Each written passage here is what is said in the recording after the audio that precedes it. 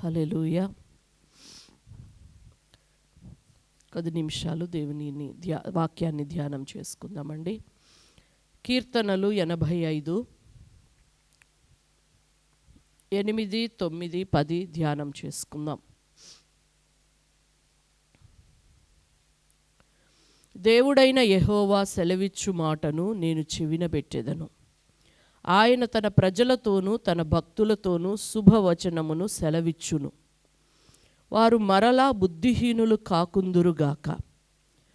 మన దేశములో మహిమ నివసించున్నట్లు ఆయన రక్షణ ఆయనకు భయపడు వారికి సమీపముగానున్నది. కృపాసత్యములు కలుసుకొనినవి, నీతి సమాధానములు ఒకదానినొకటి ముద్దు పెట్టుకొనినవి. హల్లెలూయా. దేవుడైన యెహోవా సెలవిచ్చిన మాటను నేను చెవినబెట్టెదను అంటూ భక్తుడు ఈ కీర్తనలో చెప్తూ ఉన్నాడండి. మన దేవుడు మాట్లాడే దేవుడు. ఆయన మాట్లాడే దేవుడు. ఆయన భూమిని పునఃస్థితి స్థాపన చేసినప్పటి నుండి నేటి వరకు కూడా ఆయన మాట్లాడుతూనే ఉన్నాడు కదా. నేను వాక్యం ధ్యానం చేస్తా ఒకసారి ఏమనుకున్నానంటే, యేసయ్య ఒక్కటి ఏంటి, వెలుగు కలుగునుగాక అన్నావు, భూమి నీళ్లలో నుండి పైకొచ్చునుగాక అన్నావు.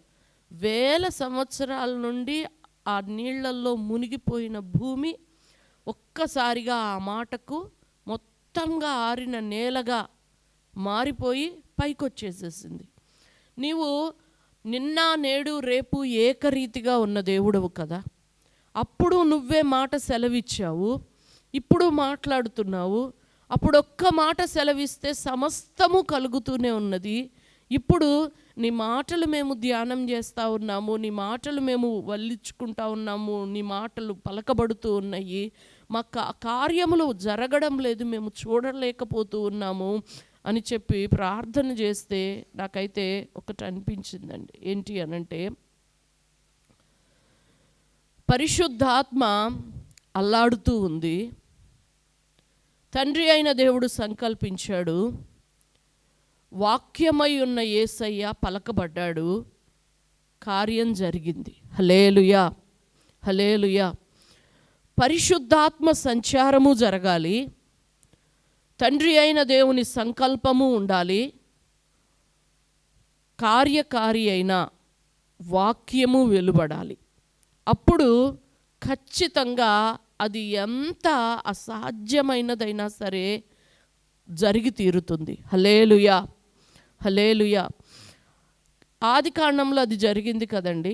యోహాను సువార్తలో ఆయన అంటాడు, ఆదియందు దేవుడున్నాడు, ఆదియందు వాక్యం ఉంది, వాక్యం దేవుని యొద్ద ఉంది, వాక్యము దేవుడై ఉన్నాడు.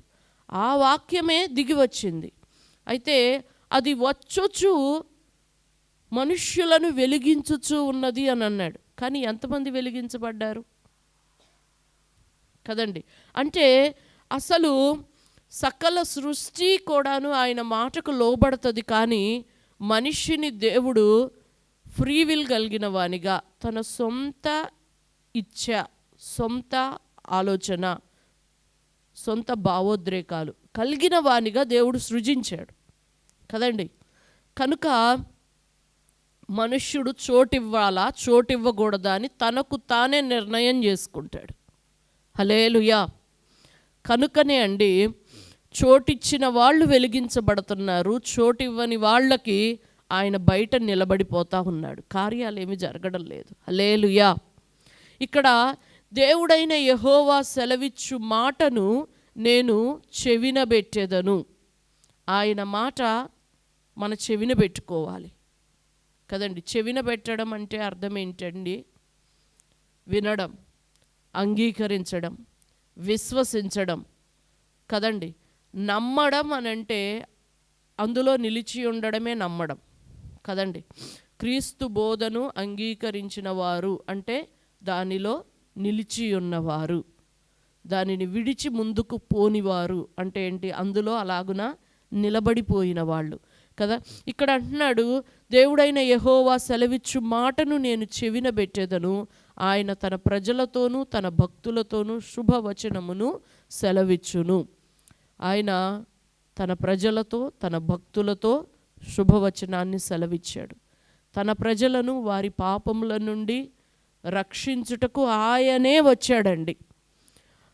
ఆయనే వచ్చాడు అనేది శుభవచనం. ఆయనే వచ్చాడు అనేది శుభవచనం. ఆ వచనమును అంగీకరించి దానిని స్వీకరించి దాని యందు నిలబడిన వారు ఆయన భక్తులు అవుతారు.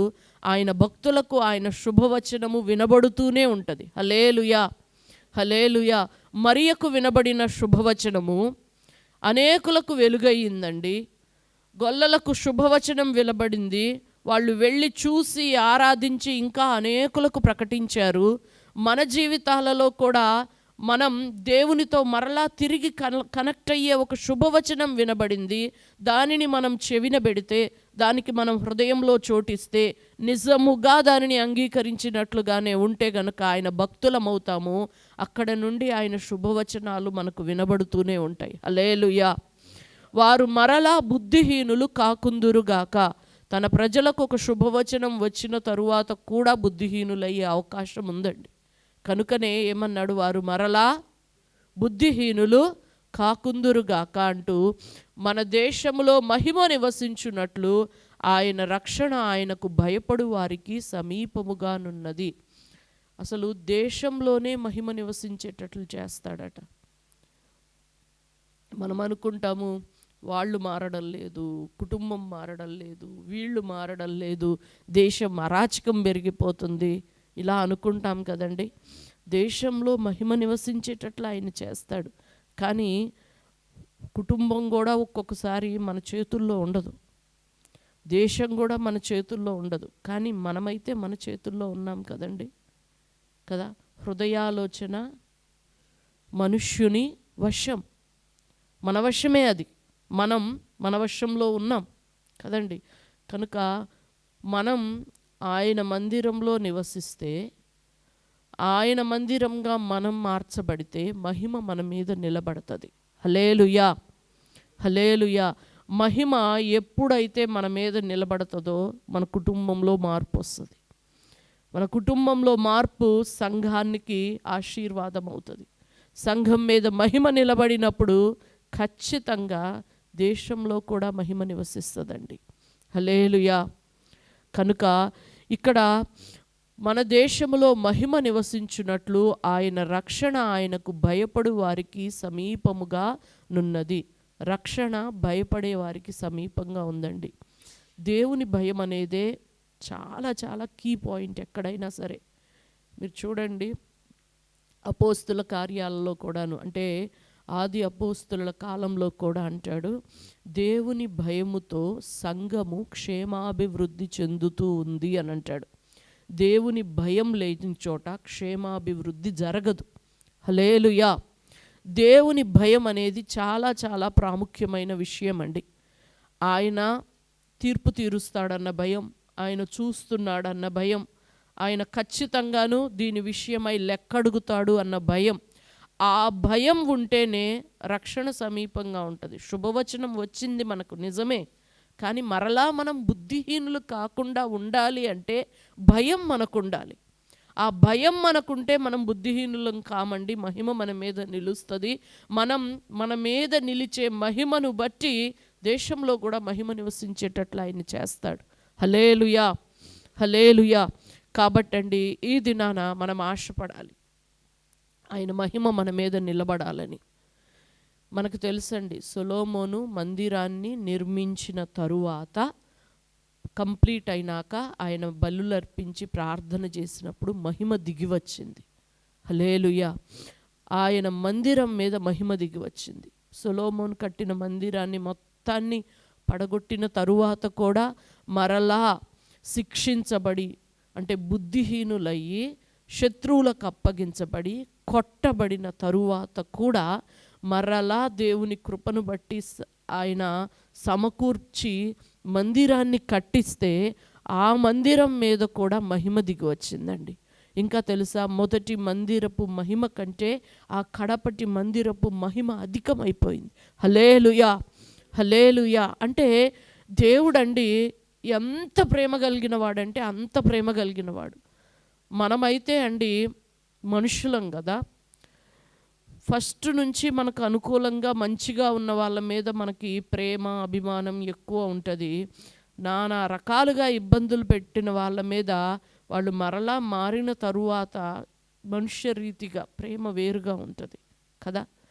కానీ అసలు దేవుని కృప అనేది చాలా భిన్నంగా విస్తారంగా ఉంటుందండి. అక్కడ మహిమ అంతా కూడా పోయింది. దేవుడు అసహ్యపడి తన నివాస స్థలం మీద దాన్ని విడిచి వెళ్ళిపోయాడు. దాని తరువాత ప్రజలు మరలా బుద్ధి తెచ్చుకొని దేవుని భయంతో కట్టిన ఆ కడపటి మందిరం మీద కూడా, నిజానికి మొదటి మందిరం అంత గ్రేట్గా లేదు రెండో మందిరం. ఎందుకంటే మొదటి మందిరాన్ని చూసిన వాళ్ళు రెండో మందిరం కొరకు వేసిన పునాదులు చూసి ఏడ్చారు కదండి. అంతకుముందు ఏమి తెలియని వాళ్ళు ఆనందించారు. ఏది ఏమైనా సరే కడపటి మందిరము కట్టబడిన తరువాత మహిమ దిగి వచ్చిందండి. హల్లెలూయా, హల్లెలూయా. మనము ఎప్పుడు కూడా ఎవరో ఒకళ్ళ మీద పెట్టుకొని వాళ్ళు చేయబట్టే వాళ్ళు చేయబట్టే వాళ్ళు చేయబట్టే అనుకుంటూ ఉంటాం కదా. కాదండి, మనం చేయబట్టే మనం చేయబట్టే. మన మీద మహిమ ఉంటే అసలు ఆ పరిస్థితులే భిన్నంగా ఉంటాయి. కనుక మొట్టమొదట మనం దేవుని మందిరంగా కట్టబడాలి. ఒకవేళ ఒకప్పుడు దేవుని ప్రజలుగా ఉండి శుభవచనం వినబడి ఆయన భక్తులుగా ఉండి కూడాను మరలా బుద్ధిహీనులైనా సరే దేవుడు సమకూర్చాడండి. అసలు ఆయన తన పాదస్థలాన్ని విడిచి వెళ్ళిపోయిన తరువాత కూడా మరలా తిరిగి సమకూర్చాడు ప్రజలందరినీ కూడా.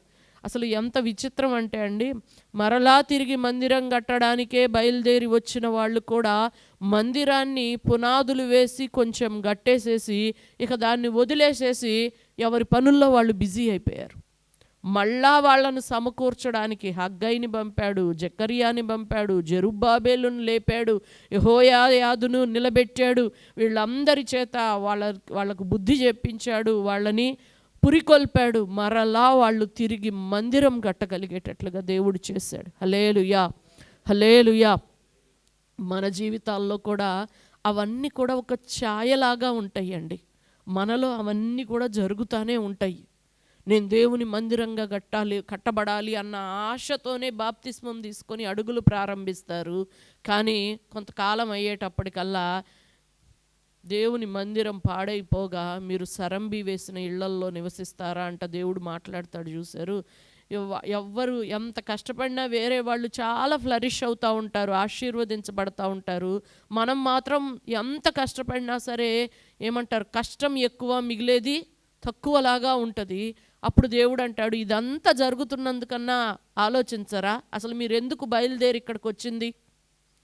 నేను మందిరంగా కట్టబడాలనే కదా. దాన్ని ప్రక్కకు పెట్టి ఇవన్నీ చేయడం వలననే మీకు ఇటువంటిది జరుగుతోంది అంటూ ప్రవక్తల చేత హెచ్చరికలు, గద్దింపులు, బుద్ధివచనాలు చెప్పించి వాళ్ళను పురికొల్పి వాళ్ళు ఒక మందిరంగా కట్టబడితే గనక ఖచ్చితంగా మహిమ దిగి వస్తుందండి. హల్లెలూయా, హల్లెలూయా. ఆయన మహిమ దిగివచ్చే మందిరాలుగా మనం మారాలి. దీనికి అంతటికీ కూడా కీ పాయింట్ దేవుని భయం. దేవుని భయానికి కీ పాయింట్ ఏంటో తెలుసా? మీ విశ్వాసం. ఏంటి విశ్వాసం? ఆయన చూస్తున్నాడన్న విశ్వాసం. మనం ఇక్కడ ఆరాధించేటప్పుడు ఎల్రోయి అని అంటాం. అంటే ఏంటి? చూచుచున్నవాడా అని అంటాం. కానీ మన ఫీలింగ్ ఏంటి? మనం దుఃఖపడేది చూడాలని, మనం అన్యాయం అనుభవించేది చూడాలని, మనం ఏడ్చేది చూడాలని, మనం ఓర్చుకునేది చూడాలని, అది చూస్తున్నాడు అని ఎల్రోయి అని అంటాం. చూసేవాడు అది మాత్రమే చూడడు. మన ప్రతి చర్య, ప్రతి ఆలోచన, ప్రతిదీ చూస్తూ ఉంటాడు కదండి. దేవుని భయము అంటే ఏంటంటే నీ విశ్వాసమే చాలా కీ పాయింట్గా ఉంటుంది దేవుని భయానికి. దేవుడు చూస్తున్నాడు అన్న భయం, ప్రతి మాట కూడా ఆయన వింటున్నాడు అన్న భయం కదండి. ప్రతి మాట వింటున్నాడు అన్నప్పుడు ఎంత జాగ్రత్త కలిగి మాట్లాడతామండి. ప్రతి చర్య కూడా చూస్తున్నాడు కదా. మాటలు తీర్పులోనికి వస్తాయి, మన క్రియలు తీర్పులోనికి వస్తాయి. ఇక్కడ చాలామంది అండి ఫాల్స్ ప్రెస్టేజ్కి వెళ్ళి తమ పొరపాటును కప్పి పెట్టుకుంటారు, కానీ యథార్థంగా ఒప్పుకోరు. కానీ నిజంగా విశ్వసిస్తే ఇప్పుడు ఇప్పుడు దోషభరితులైన ఇంతో అంతో పొరపాట్లున్న వ్యక్తుల మధ్యనే ఒక పాపాన్ని నా వలన జరిగింది, ఇది పొరపాటు అని ఒప్పుకోవడానికి ఇష్టం కాకపోతే రేపు యుగయుగాలు తరతరాలు ఉండే దేవదూతల ఎదుట, అతి పరిశుద్ధుల ఎదుట నీ యొక్క పిచ్చితనం అంతా కూడా బయటికి వస్తే క్రీస్తు న్యాయపీఠం ఎదుట మనం ఎలా సిగ్గుండదు అండి మనకి. అంటే ఇదంతా కూడా విశ్వాసానికి సంబంధించింది. నువ్వు నిజంగా క్రీస్తు న్యాయపీఠం ఎదుట ఇది లెక్కలోనికి వస్తే నా పరిస్థితి ఏంటి అని అనుకుని విశ్వసిస్తే గనక ఇక్కడే తొందరపడి ఒప్పుకుంటాం. ఆదాం ఏం చేశాడండి? కుటుంబ తిరస్కారానికి జడిసి రొమ్ములో పాపాన్ని దాచిపెట్టుకున్నాడు. చిచి ఇలా చేశానంటే వాళ్ళేమనుకుంటారు, వీళ్ళేమనుకుంటారు, నా భార్య ఏమనుకుంటుంది, ఇదంతా అసలు ఎటనో ఉంది అనుకొని సైలెంట్గా ఉండే ఏదేదో కవరింగ్ చేద్దామని చూసిండు. దేవుడు ఏదేనిలో నుంచి ఎళ్ళగొట్టేసేసాడు కదండి. చూడండి, ఒక్కసారి ఆలోచన చేయండి. మీకు దేవునికి, మీకు దైవజనులకి, మీకు మీ తోటి సహోదరులకి ఖచ్చితంగా మీకు తెలుసు ఉంటాయి కొన్ని ఫాల్స్ ప్రెస్టేజులు లేకుండా యథార్థంగా ఒప్పుకుంటే ఏమవుతుందండి? ఒప్పుకుంటే ఆయన మరి ఎన్నడూ దాన్ని జ్ఞాపకం చేసుకోను అన్నాడు. ఎన్నడూ జ్ఞాపకం చేసుకోను అన్న తర్వాత అది మళ్ళా క్రీస్తు న్యాయపీఠం ఎదుట లెక్కలోకి తీసుకొస్తాడా? తీసుకురాడు. నువ్వు ఏదేది ఫాల్స్ ప్రెస్టేజ్కి వెళ్ళి ఇక్కడ దాచిపెట్టావో అవన్నీ అక్కడ బయటకు వస్తాయి. విశ్వాసం అని అంటే ఏంటండి? అది మీ దేవుని భయాన్ని చాలా కలగజేస్తుంది. విశ్వాసం ఏంటి? విశ్వాసం లెక్క అడుగుతాడనే విశ్వాసం. ఏంటి విశ్వాసం? తీర్పు ఒకటి ఉందనే విశ్వాసం. నేను ఖచ్చితంగా ఈ దేహంను విడిచిన తరువాత ఒకవేళ మరణిస్తే మరలా తిరిగి లేస్తాననేది విశ్వాసం. నా దేవుడు వస్తే ఇలాగున నేను మళ్ళా సశరీరునిగా ఆయన ఇచ్చే దేహాన్ని ధరించి వెళ్ళిపోతాను అనేది విశ్వాసం. విశ్వాసం నీలో ఎంత ఉంటే నీలో అంత దేవుని భయం పరిపూర్ణమవుతూ ఉంటుంది. ఎంత దేవుని భయం పరిపూర్ణమవుతూ ఉంటుందో మహిమ అంతగా మన మీదకు దిగి వస్తూ ఉంటుందండి. హల్లెలూయా, హల్లెలూయా. కాబట్టి ఒకసారి మన లోపలికి మనమే చూసుకుందామండి. మనం దేవుని మందిరముగా సంపూర్తి కాకుండానట్లుగా. ఎందుకంటే దేవుడు అంటాడు, నేను నా పాద స్థలమును మహిమపరుస్తాను అని అంటాడు. ఆయన పాద స్థలం అండి మందిరం అంటే కదా. ఆయన నివసించి సంచరించే స్థలం మందిరం. నేను దానిని శృంగారిస్తాను, అలంకరిస్తాను అని చెప్తాడండి కదండి. ఇప్పుడు మనల్ని మనం ఏదన్నా ఫంక్షన్కి అపియర్ అయ్యేటప్పుడు మస్తుగా బాగా కనపడాలి అన్నట్లు మంచి చీర కట్టుకుంటాం, మంచిగా రెడీ అవుతాం కదా. మనం రెడీ అయ్యేది ఏముంటుందండి? దేవుని సముఖంలో దేవుడే మనల్ని అలంకరించి నిలబెడితే అసలు అందరూ ఆశ్చర్యంతో చూడడం తప్ప ఏముంటుంది కదా. అబ్బురపడి చూడడం తప్ప ఏముంటుంది కదండి. ఉంటాయి కదా, ఒక ఆమె రాగాల్ని ఇట్లా అందరూ చూస్తూ ఉంటే వావ్ అన్నట్టు కదా. అంటే ఇది శరీర సంబంధంగా. కానీ ఆత్మలో దేవుడు మనము మహిమపరచబడి ఒక ఆలయంగా మారినాక ఆయన మనల్ని అలంకరించిన తరువాత మనం నిలబడితే అండి దేవదూతలు ఆశ్చర్యపోతారు కదా. కనుక ఇది మన ఆశ ఉండాలండి. కనుక దేవుడు ఈ దినాన ఆయన ప్రజలం మనం, ఆయన భక్తులం మనం, మనకు శుభవచనమే తెలియజేస్తూ ఉన్నాడు. ఏంటా శుభవచనం అంటే? మళ్ళుకోండి అన్నదే శుభవచనం, సమాధాన పడండి అనేదే శుభవచనం, దేవుని భయం కలిగి అంతా కూడా సంపూర్తి చేసుకోండి అనేదే శుభవచనం. మనం మందిరంగా కట్టబడితే ఒకవేళ బుద్ధిహీనులమైనా సరే మరలా తిరిగి వచ్చి ఆ శిక్షలో నుండి వచ్చి మరలా మందిరంగా కట్టబడితే గనక మన మీద మహిమనేమి తక్కువ చేయడండి ఆయన. ఆయన మొదటి మందిరపు మహిమ కంటే కడపటి మందిరపు మహిమ అధికమైపోతుంది. ఆ మహిమ మన మీదకు వస్తుంది, ఆయనే మనల్ని అలంకరిస్తాడు. దీనికి అంతటికీ దేవుని భయానికి మూలం మీ విశ్వాసం. ఊరిక నోటితో మాటలు చెప్తామా, మనం విశ్వసిస్తున్నామా అనేదే దేవుని భయం. ఆ భయము మహిమకు తీసుకొస్తుంది. కాబట్టి దినానండి దేవుడు మన మధ్య ఉన్నాడు. మీరు ఎంతమంది, నేను ఇంతకుముందు కూడా ఈ మాట చెప్పాను, దేవుడు ఆయన నామమున మనం కూడి ఉండగా మన మధ్య ఆయన ఉన్నాడు. మీలో ఎంతమంది విశ్వసిస్తారు? దేవుడు ఇక్కడ ఉన్నాడు అన్నట్టుగానే మీ హృదయాలోచన ఉంటుందా? మీ యాటిట్యూడ్ ఉంటుందా? కదండి. ఇప్పుడు ఒక ముఖ్యమంత్రి వస్తేనో, ఒక సీఎం వచ్చి వెళ్తూ ఉంటేనో, ఈ గుంపులో ఎట్లాగైనా సరే నేను తాకాలి, ఆయన కనుదృష్టి నా మీద పడాలి, నేను ఆయనకి కనబడాలి అని చాలా పిచ్చి పిచ్చి ప్రయత్నాలు చేస్తూ ఉంటారు కదా మనుషులు. అలాంటిది ఆయన నామమున కూడి ఉండగా ఇక్కడికి వస్తే ఆయనకి దృష్టి నా మీద పడాలి అన్నది ఉండదా అండి? కాబట్టి ఈ దినాన యథార్థమైన హృదయంతో, విశ్వాసంతో దేవుణ్ణి ఆరాధన చేద్దామండి. ఆయన కనుదృష్టి మన మీద పడాలి. అందరం లేచి నిలబడదాం, ఆరాధన చేద్దామండి.